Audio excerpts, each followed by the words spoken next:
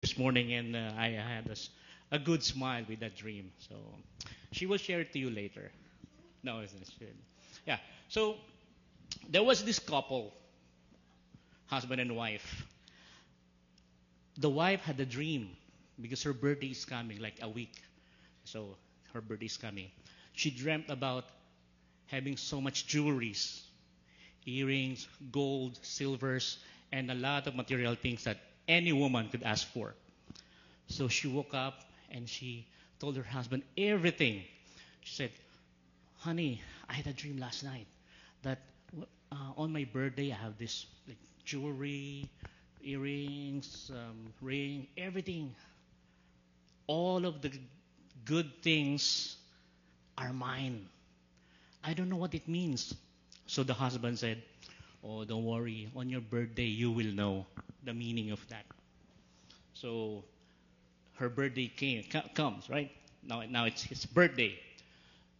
And during that week, she mentioned it to her family, to her friends, to her office workers, and she invited all of them in their house to come because she believed that her husband will give her everything that she dreamed of. So everything's there. So the husband was surprised. Oh, it's a lot of guests. But of course, the wife is all smile because she's expecting something, right? But the husband, because the husband loves her so much, and remember the promise of the husband, right? On your birthday, you will know the meaning of that. Okay, husband, are you like that to your wife when she dream about that, like jewelry things, right? So the husband have a box, a gift box, and all of the people are watching, waiting for the result for what's in the box because the wife is so excited. So she gave the box. He gave the box to her wife. And the wife so excited, everyone's looking. So open the box. And when she opened the box, you know what's inside? Jay, please. A book. Dream interpretation handbook. So she will know what's that dream all about. Right? Yeah, what husband? Oh, I sure you get it, right? Thank God. So I've been praying for that people will get the joke. So it's just an icebreaker. And also I have another story because I told you earlier we're going to talk about a lot of jokes today, right? Not a lot of jokes. I mean, about dreams. I'm sorry. It's all about dreams. I think I already said this to Pastor Jay. So there was this man who loves basketball so much. He loves basketball. He watches basketball on YouTube, NBA. He buys jerseys. He buys Jordan shoes. Everything about basketball. And even in his dream, he dreams of basketball all the time. So one time the wife said to him, "Love, I think basketball's too much now. You've been hurting me while we're sleeping. You're pushing me. You're elbowing me. You're screaming. You're yelling. You're cheering. Everything's all about basketball. Why don't we go to a psychiatrist, to a dream, what do you call that? Dream expert, right?" So the husband agreed. Yeah, you're right. We need to see a psychiatrist. So they went to the psychiatrist. He said to the doctor, because psychiatrists are doctors, right? "Doc, I have a problem. Every night I dream about basketball. And my wife now is complaining because I keep on elbowing her, pushing her out of the bed, kicking her. And sometimes I yell because I have been cheering. And I dream that I am the best player of the team also." So the doctor said, "Oh, don't worry about that. That's easy fix. This is what you're going to do. When you go home tonight, don't think of basketball. Take basketball away from your brain to your mind so that you will not dream about it." Now the man is disturbed. He gets sad with a long face. And he said to the doctor, "Doc, please, not tonight." The doctor said, "Why?" "Because tonight is the championship." So, so wow. Thank God you got the joke. And that's hard. I don't know how to deliver it. So yeah, so we have a lot of dreams that sometimes it's so hard to interpret, right? But there was a man in the Bible that we will learn today, a man full of wisdom coming from the Lord. And I guess maybe some of you already know his name, right? And of course, we can find that story in the book of Genesis. Genesis, the beginnings. So, just like what I said earlier, last time when Pastor Jeff was here, he talked about Genesis chapter 40. And with Genesis, for us to understand Genesis 41, we have to go back a little bit to Genesis 40, the last part of Genesis 40. And our title for today is The Beginning of Transformation. This is not the movie Transformers, right? This is the beginning of transformation. So, today's lesson is not for you. Okay? It's not for you. It is for the person beside you. Person on your left, on your right, behind you, in front of you. And if you're alone at the back, this is for you. Amen? So, let's go. By the way, we are going to read a lot of verses today, so just bear with me so we will understand the story more. So, Joseph, who was imprisoned at the age of 17, right? In the chapter 40, it's explained there. So he was 17 years old. He was accused of something that he didn't do. So to see a 17-year-old how Joseph looks like, I think we have somebody here 17 years old, right? Titus. So he looks like that. 17 years old, young, good-looking, right? So a 17-year-old teenager, he was already in jail, accused of something that he didn't do at all.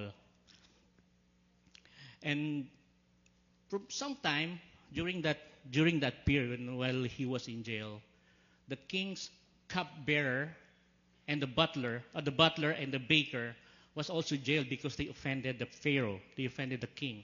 The Bible didn't specifically say what year or what time, but the Bible said sometime that while Joseph was in the jail.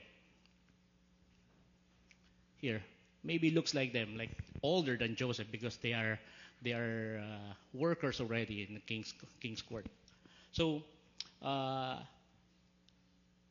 one day when Joseph was 28 years old, from 17 to 28, that's 11 years, right?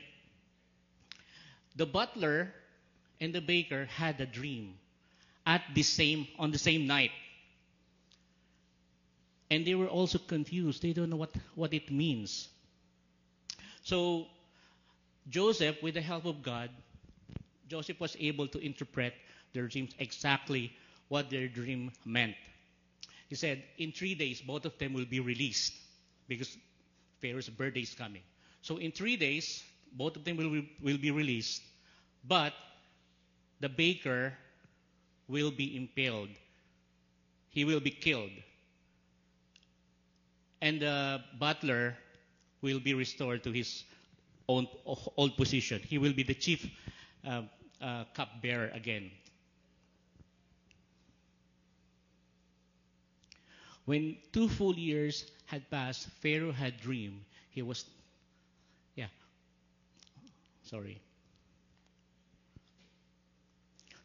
So sorry, I didn't put it in my slide. So the last, could you show it, Norman, if you have that? Yeah. So in the last part of chapter 40, it says that the butler became the chief cupbearer again by the king, and he forgot about Joseph. Chapter 41. When 2 full years had passed, Pharaoh had a dream. He was standing by the Nile. So remember, when Joseph was 28 years old, he interpreted the dreams of the butler and the baker. Now, chapter 41 says, fast forward, when 2 full years had passed, Pharaoh had a dream. He was standing by the Nile. So Joseph is now 30 years old. Anybody who's 30 years old here? There, Norma. not 60, bro. Not 60. 30. 30 years old. So any 30 years old here? Any close to 30 years old? 35. Yeah. So if we have a 17 and we have a 35 years old. Okay. Now you're seeing how Joseph matured, right? How he looks like. He's already 30 years old. I was 30 years old once also. Not many years ago. Okay. So when 2 full years had passed, Pharaoh had a dream. He was standing by the Nile. When out of the river, verse 2, when out of the river, there came up 7 cows, sleek and fat, and they gazed among the reeds. So I cannot find a fat cow, so maybe this will do. Right? So 7 of these cows, big, strong, healthy. That's what, so of course, it's a dream, right? That's what the Pharaoh saw.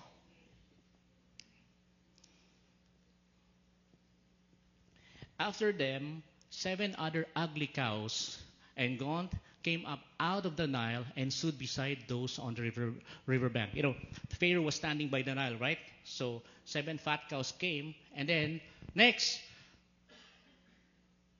7 thin cows came, gaunt, ugly. That's what the description said. They are ugly, right? So thin. So maybe similar to that, right? So thin. And the cows that were ugly and gaunt ate up the 7 sleek, fat cows. Then Pharaoh woke up. Imagine this ate this. I don't know how they can fill their stomach, right? Then what happened? Of course, they ate a bit. They're thin, now they're fat, right? So these skinny cows ate those big cows. I don't think these cows are vegetarian, these skinny cows. Okay. He fell asleep again and had a second dream. 7 heads of grain, healthy and good, were growing on a single stalk. After them, 7 other heads of grain sprouted thin and scorched by the east wind. The thin heads of grain swallowed up the 7 healthy, full heads. Then Pharaoh woke up. It had been a dream.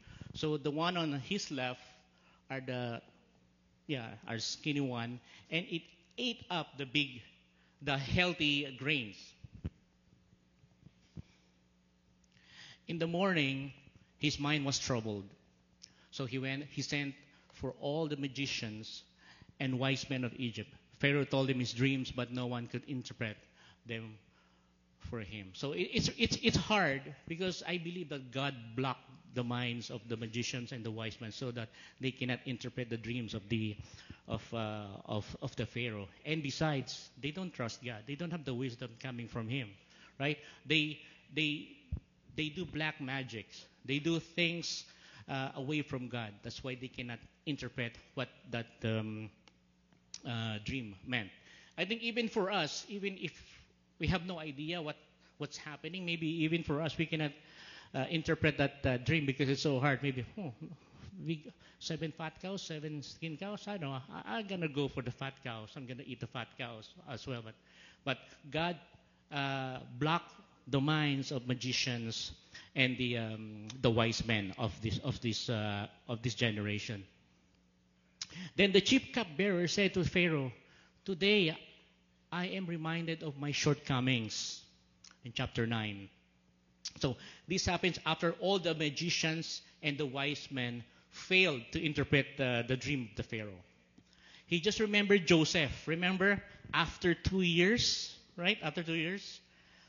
Talk about perfect timing, eh? 2 years after he was released from jail. That's the only time he remembered Joseph. Maybe because after he was released, he was rejoicing. I am now the chief. He didn't know that somebody helped him, right? Somebody told him what's going to happen. So Pharaoh was once angry with his servants. This is the cupbearer. Uh, Imprison me and the chief baker in the house of the captain of the guard. Each of us had a dream the same night, and each dream had a meaning of its own. Now a young Hebrew was there with us, a servant of the captain of the guard. So the young Hebrew is there. He don't even know the name of Joseph, right? They're just inside the jail. We told him our dreams, and he interpreted them for us, giving each man the interpretation of his dream. 13 to 15. And things turned out exactly as he interpreted them to us. I was restored to my position, and the other man was impaled. So Pharaoh sent for Joseph and was quickly brought from the dungeon. When he had shaved and changed his clothes, he came before Pharaoh. Imagine, from 17 years old to 30 years old, there's no personal hygiene in the dungeon, in the gym, in the jail. So I don't know how he looks like. Maybe the beard is so long, so dirty, stinky. Of course, he's going in front of the king, so the king wants him to be at least nice, right? Good, presentable. And of course, the king doesn't want to smell him. Imagine 13 years of not taking a bath. Can you do that? No? Okay. So 13 years without taking a bath, 13 years in jail, what he do is just eat, sleep, no bath at all, no personal hygiene. Pharaoh said to Joseph, I had a dream, and no one can interpret it. But I heard it said of you that when you hear a dream, you can interpret it. This is what Joseph said. I cannot do it, Joseph replied to the Pharaoh. But God will give the Pharaoh the answer he desires. Joseph was so humble that he honored God when he started talking to the Pharaoh. Because he's talking to the biggest man in the house. He's talking to the king, right? The king, imagine the guts, right? The nerve that Joseph said to the king. He can be killed by the king, right? Because when he said, I cannot do it, the king can say, what? Guards, take off his head, right? But Joseph said, God can, right? Just like our song earlier, it was taken from Philippians 4:13. I can do all things through Christ. Remember the song, the third song earlier? I can do all things through Christ who gives me strength. I remember best athletes in the world also declares it, this verse, that they cannot do anything without Christ. I remember in November 9, 1996, Mike Tyson, who is the dangerous man on the planet during that time, that's what they said. He is a very strong man, very powerful boxer. He fought Evander Holyfield, who just coming from a heart disease. But because he signed the contract, he said, I'm going to fight Mike Tyson. Everybody's scared of Mike Tyson. But before that, during his entrance, he was singing, Shout to the Lord. He is praising the Lord. Even in the locker room, he was praising the Lord. And his robe says, Philippians 4:13. And he has this entourage praising the Lord. I think it's still on YouTube. You could watch it. And after the fight, he was interviewed by, I think, Harold Letterman. What can you say about Mike Tyson? What can you say about the fight? He said, without God, I cannot do anything. God is so good. God is my strength. The interviewer keep on asking him about the fight. This fight, Mike Tyson punches. And Evander Holyfield keep on saying, it is really God, not me. Because I cannot do these things. Only God can do these things that what I did to Mike Tyson. I give glory all to God. So, and even Stephen Curry, right? Stephen Curry is one of the greatest basketball player. Nike wants to sign him because he's so good. Nike knows that people will buy the shoes because of Stephen Curry. But Stephen Curry said, okay, but I want you. I want that Philippians 14 embossed to my shoes, right? But Nike said, "Oh no, no, no, we cannot do that." Under Armour came, so I'm not plugging it. I'm not plugging these brands. Under Armour came, so they said, "Yeah, no problem. We can put Philippians 14 into any Stephen Curry items that we will sell." And it happens. All Stephen Curry shoes is as Philippians 4:13 because Stephen Curry knows that he cannot do things that what he's doing right now, right? Without the help of God, he is nothing. Just like us, right, Caleb? I think Caleb, right? Like, just like us, we cannot do anything without God. That's why wherever we go, our work, even in the church, at school, with our family, we cannot do anything without God. God is so good that He gave us this wisdom, right? That's why we are here. We help each other. We share to each other the goodness of God. And not only that, when Joseph said to the Pharaoh, "I cannot do it," but God can do it, he have a big chance to have gifts from the Pharaoh. Because he's so humble, he didn't even say to the Pharaoh, "I have an idea. I'm going to interpret the dream of this Pharaoh, but I will demand for something." He didn't say that, right? The Bible didn't say, and then Joseph demanded for a price. He didn't demand for money. He didn't tell the Pharaoh, "Okay, I can interpret your dream, but I need at least $5 million per dream." He didn't say that, right? Or he didn't say, "I will interpret your dream, but can you make me, captain or general?" You know me. Joseph was not like that. He's like, no. Joseph is so humble. Or Joseph didn't even say, "Okay, I will interpret your dream, but from now on I'm free."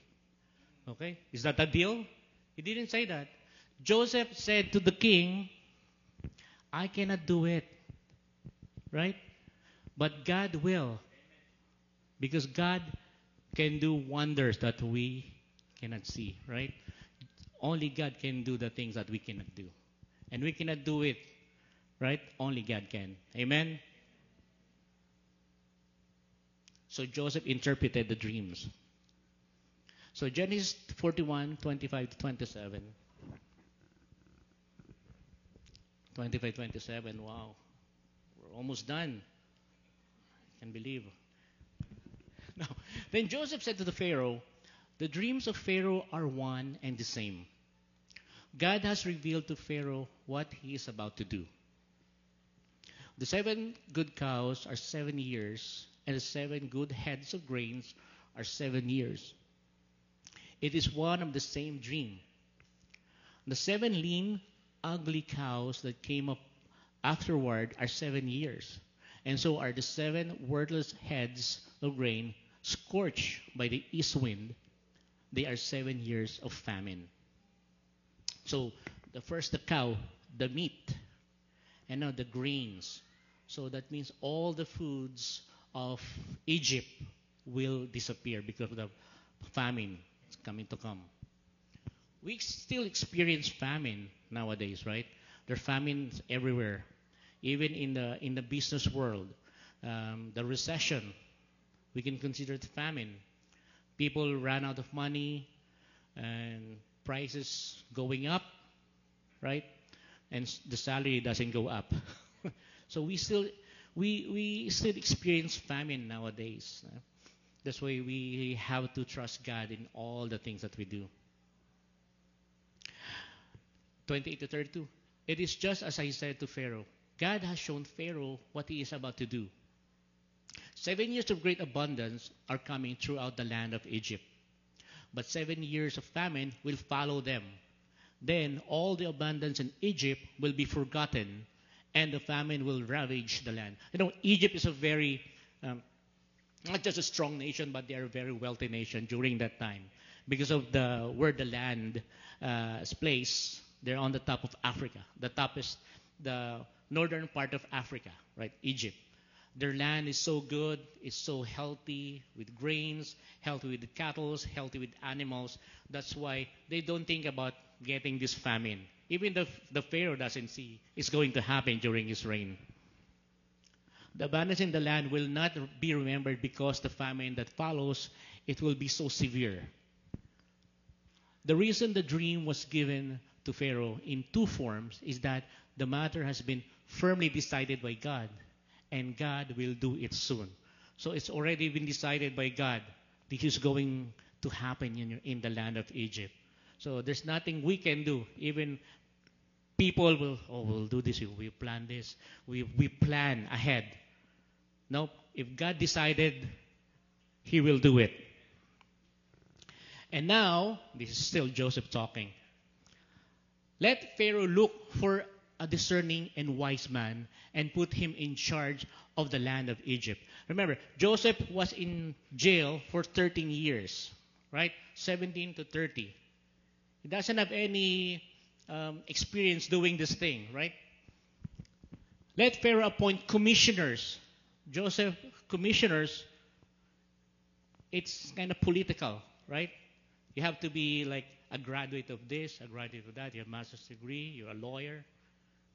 Over the land to take a fifth of the harvest of Egypt during the 7 years of abundance. Now, I think when Joseph said the fifth of the harvest, I think the Pharaoh said, oh, that's good. That's like 20% tax. I will increase the tax 20%. For all the people, whether you are rich or poor, you will be taxed 20%. They should collect all the food of these good years that are coming and store up the grain under the authority of Pharaoh to be kept in the cities for food. This food should be held in reserve for a country to be used during the 7 years of famine that will come upon Egypt, so that the country may not be ruined by famine. Yeah. So, Joseph, without any knowledge of agriculture, God had given him wisdom. He had given Joseph the answer what to do during the 7 years of famine. The plan seemed good to Pharaoh and to all his officials. So Pharaoh asked them, here's the Pharaoh now asking all his political, what do you call that, his commissioners, his governors, everybody, his assistant, maybe even his son is there, his relatives who are like high-ranking officials. So Pharaoh asked them, even the wise men are still there, the magicians, can we find anyone like this man? One in whom is the Spirit of God? Then Pharaoh said to Joseph, verse 39, since God has made all this known to you, there is no one so discerning and wise as you. 41 to 40. 40 and 40. You shall be in charge of my palace, and all my people are to submit to you, to your orders. Only with respect to the throne will I be greater than you.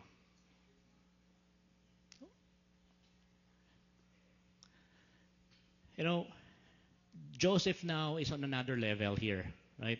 He was offered. There's a job offer right away, instantly. So if you're looking for a job, check this out, right? He was offered instant job, right? Second to the king. The Pharaoh is giving Joseph an instant job, not just an ordinary one, right? When you put your trust in God, He will never abandon you. You will be amazed with what God can do in your life. I'm not looking at my wife right now. Okay. So Pharaoh said to Joseph, I hereby put you in charge of the whole land of Egypt. Then Pharaoh took the signet ring from his finger and put it on Joseph's finger. He dressed him in robes of fine linen and put a gold chain around his neck. So now he's distinct. He had him ride in a chariot as his second in command, and people shouted before him, "Make way!" Thus he put him in charge of the whole land of Egypt. Then Pharaoh said to Joseph, "I am Pharaoh, but without your word, no one will lift hand or foot in all Egypt." See? See the respect of the Pharaoh to Joseph? Because he said earlier, the Spirit of God is in you. And the Pharaoh is scared of this guy. This guy is for real. He just interpreted the dreams that no one can interpret in the whole Egypt. His wise men, his magicians can't. Pharaoh gave Joseph the name Zavanet Paneah and gave him Asenath, daughter of Potipharah, priest of On, to be his wife. And Joseph went throughout the land of Egypt. So Joseph became the governor as a gift for interpreting the dream. Not only that, he was given also a wife. Instant job, instant wife. Right? The price of being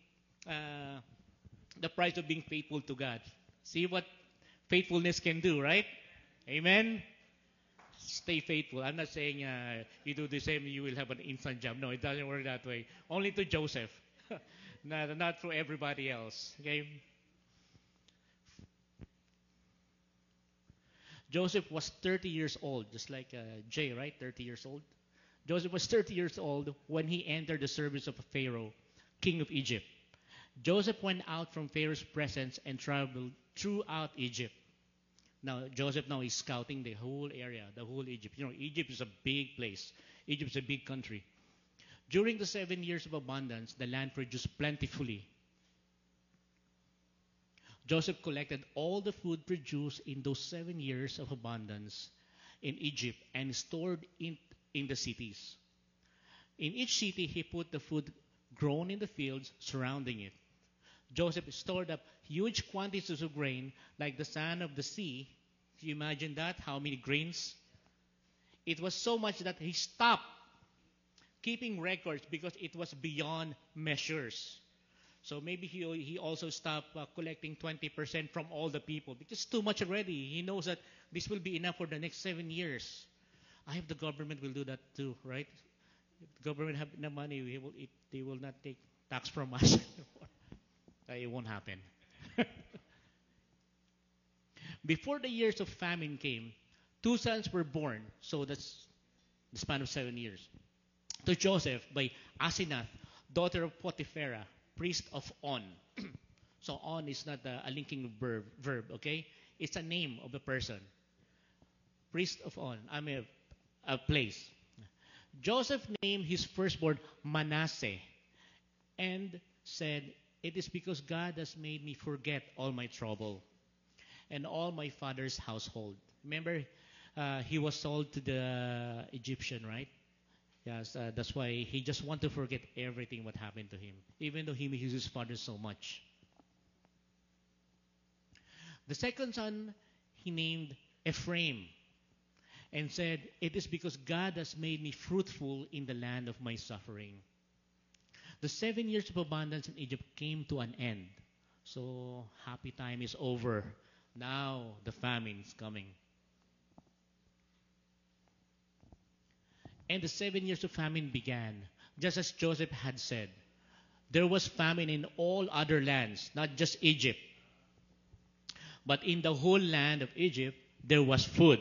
So only in Egypt have food because of what he did. When all Egypt began to feel the famine, the people cried to Pharaoh for food.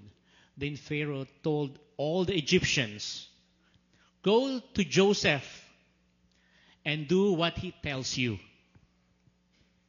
When the famine had spread over the whole country, Joseph opened the storehouses and sold grain to the Egyptians, for the famine was severe throughout Egypt. And all the countries came to Egypt to buy grain from Joseph because the famine was severe in all the world. Imagine that Egypt became so rich during the famine where people have no food. Foreign countries, foreign people came, they buy food. Egypt became so rich with the money coming from other countries because and because of God's wisdom that what He gave to Joseph, that Joseph, the food will be enough for the whole world, right? Because God already decided what happened, and God knows exactly how it will end. Amen. Keep on trusting. Now, this is the last part of chapter 41. I hope uh, you learned something. But because I love you, I will show you some applications. Amen. So, did you learn anything? Did you get what God wants us to know in this chapter? You know, do you think we can apply it in our day-to-day life? The answer is yes, just like Brother Bert said, amen. And so be it. So these are my suggestion, application for our life, daily lives. Number one, honor God in all you do. Amen. Remember in verse 6 when he said, I cannot do it. Joseph replied to Pharaoh, but God can. Right? Joseph, as he believes in God, for the last 13 years of his life, he was 17 when he was put into jail, and then 13 years when he got out. So that's only 4 years difference with this half of his life, right? Half of your life you were in jail. Half of your life you were like favorite son of your father. And then half of your life you were in jail, dirty, smelly, and maybe sickly at the time. But remember, when Joseph was called by the Pharaoh, right there and then, he said, I cannot do it. Only God can. Imagine the trust of Joseph. For 13 years, we thought that God, he never said that God forgotten me. Yes, the butler forgotten him for 2 years, but he still believed that God never forgotten him. Just like us today, God has never abandoned us. God will never forget us. Sometimes we're feeling down. Sometimes we feel all the world is against us. At work, at school, you're being bullied. In your workplace, God is always there. Always remember that God is our backup. Whatever we do, keep on trusting God, because enemies will always be there. And to honor God, the best way is you give time for God. And the best time to give God is your best time. What do I mean by that? The best time of our lives is in the beginning, the morning. You don't just honor God because there's food on your table. God, thank you for this food. No. Before you sleep, God, thank you for the rest of the day. No. Your best time is the first blessing of the day, when you wake up. That's why your best time, you offer that to the Lord, pray to Him, talk to Him, and honor Him first thing in the morning, because that is your best time. God bless you to be awake in the morning to do your chores. That's why that is the best time for all of us. When you wake up in the morning, do your devotion, pray to God, talk to Him, and ask Him what you're going to do for today, that He will be with you. With all of the decision, always include God in all of your decision. Amen. Number 2, first, honor God in all you do. Number 2, ask God for wisdom. In verse 33, and now let Pharaoh look for a discerning and wise man and put him in charge of the land of Egypt. With all the knowledge of interpretation that God gave Joseph, God also gave him wisdom. Right? God gave him wisdom to solve the problem. God will give you wisdom too if you ask Him. I would like to share this verse to you. This is so powerful. James, sorry, it's not here. In James chapter 1, verse 5,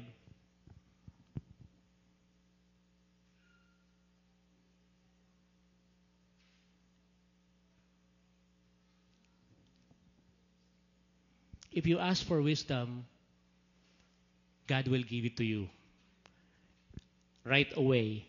It's the only prayer in the Bible that when you ask Him for wisdom, He will give you it right away.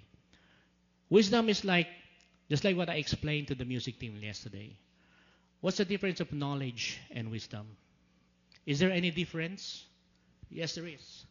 One example of wisdom is like this. You're going to cross the street, and the street sign said, walk. So with all of your knowledge, you are going to walk. Right? And wisdom tells you, before you walk, look left and right. Right? There is a process. You just don't see, oh, it's a walk. I will just walk there. But there's a car coming, bicycle coming, then you die. Right? Wisdom is a voice from God.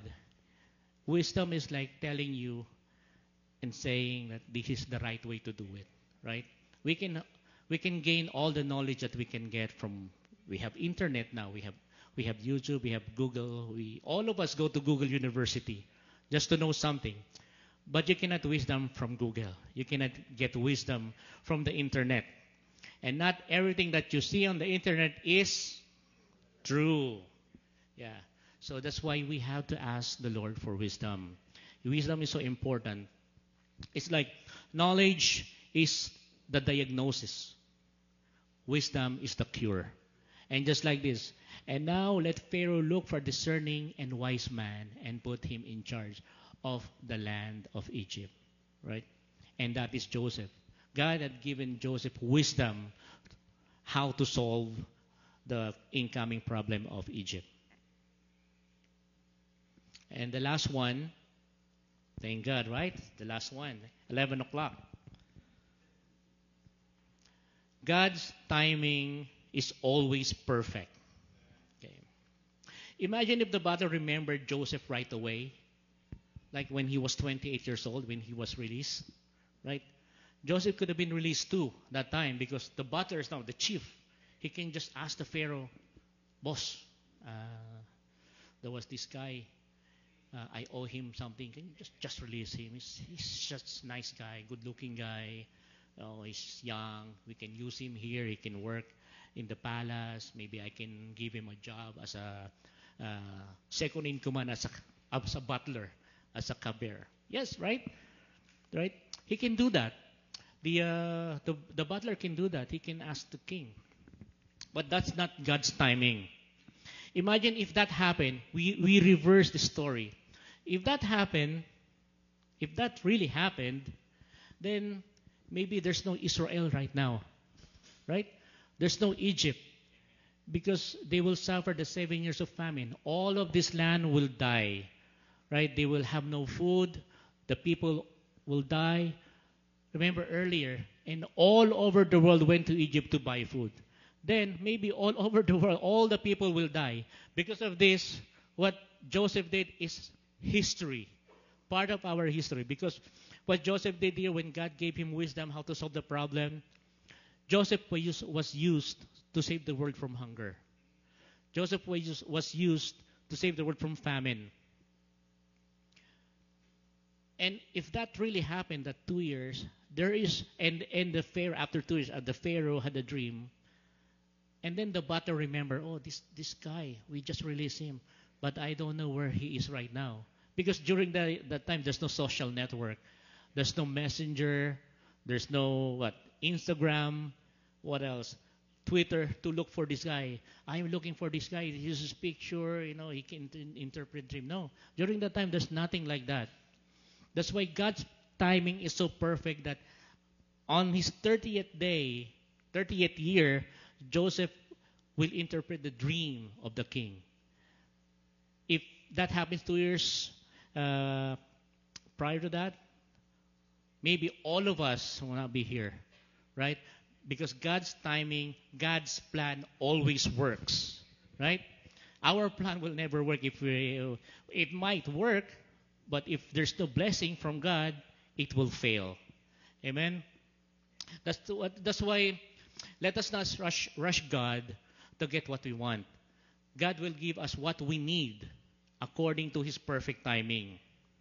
And if you are waiting for a job offer, then wait for it, right? Wait for it if you're waiting for a job offer. I believe that God's timing will always be perfect. That's why you have to pray for it. Even if you don't get what you want, God knows the best for us. God will always bless us. Amen? Keep on trusting God. Remember, to end, remember this. Joseph was jailed at the age of 17. Had a chance to be free at the age of 28. But he was forgotten. God will never forget you. God will never forget us. And when Joseph was 30 years old, one morning, he woke up in prison, and on the same day, that night, he slept as a governor. Amen? And God can do that too, to us. Keep on trusting Him. Let us continue to be faithful. Let us continue to trust Him. And let Him be our Lord and personal Savior. And our goal is to disciple all the nation. Our goal is to share the gospel. Our goal is like, we have family, we have relatives, we have friends. Some are difficult people to share the gospel. But what God said is ask Him for wisdom. Ask Him for what to do. Honor God in all that we do. Ask for wisdom. And because God's timing is always perfect. Amen? So maybe call the praise team. Let's pray. Almighty Father, Lord, we thank you, Jesus, for this morning as we study the book of Genesis chapter 41. Lord, we have so many lessons learned in this chapter alone, Lord God. That trusting you, Lord, is one of our goals. Trusting you, Lord, is what we need to do, Lord, because we cannot do anything without you. We love you so much, O Lord God. We ask you for wisdom. We ask for knowledge, O Lord God. And also, Lord, give us the courage to share the gospel to our loved ones, to our co-workers, O Lord God. Lord, guard our lips that we will not say anything bad, that only for your glory. Use us for your glory, O Lord God. Thank you, Jesus, for all the people who listen to this message, O Lord God. For this message is not from you, Lord God. This message is from you, O Lord God. That you want us to follow you in all the days of our lives. Thank you, Lord Jesus, for all the people that you're going to use and you are going to use, O Lord God. Thank you, Lord, for this church as we are here to share the word to the world, O Lord God. Thank you for the technology that we will able to reach out the whole world, O Lord God.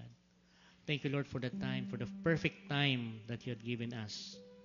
In Jesus' mighty name, amen.